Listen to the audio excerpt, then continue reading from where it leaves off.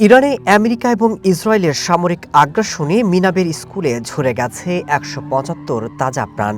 আমেরিকার প্রাথমিক তদন্ত বলছে এই হামলা ভুল করে চালিয়েছিল ট্রাম্প সেনারা। এরপর থেকেই ওয়াশিংটনের উপর বাড়ছে আন্তর্জাতিক চাপ। এটিকে যুদ্ধাপরাধ বলে আমেরিকাকে বিচারের মুখোমুখি আনার দাবিও করেছে ইরান। শুক্রবার জাতিসংঘে শিশু সুরক্ষা বিষয়ক এক আলোচনায় অংশ নেন ইরানের পররাষ্ট্রমন্ত্রী আব্বাস আরাকচি। বলেন, ভুল করে নয়, পরিকল্পিতভাবেই এই হামলা করেছে আমেরিকা। এটিকে যুদ্ধাপরাধ বলে আমেরিকাকে জবাবদিহিতার আওতায় আনার দাবিও করেন তিনি। This war of aggression is blatantly unjustified and brutal. এই আগ্রাসী যুদ্ধ অযৌক্তিক।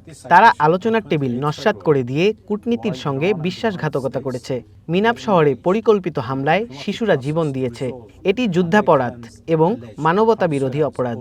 নিজেদের অপরাধকে ন্যায্যতা দেওয়ার উদ্দেশ্যে আমেরিকা এর দায় এড়াতে পারে না। In the course of 9 months, by torpedoing the negotiating table.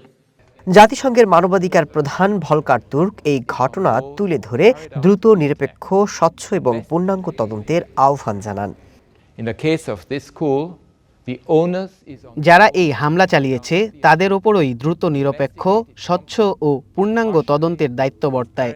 ঘটনাটি তদন্তাধীন রয়েছে। আমি চাই যত দ্রুত সম্ভব এই তদন্ত শেষ হোক এবং এর ফলাফল প্রকাশ করা হোক। যে ভয়াবহ ক্ষতি হয়েছে তার বিচার হতে হবে।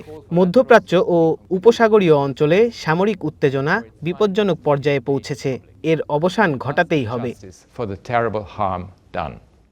এছাড়াও হামলার ঘটনায় ক্ষোভ প্রকাশ করে আমেরিকা এবং ইসরায়েলকে ইরানের বিরুদ্ধে আগ্রাসন বন্ধের আহ্বান জানিয়েছে জাতিসংঘ। I call on the United States and Israel to end their attacks against Iran. Masud Rana, one international desk.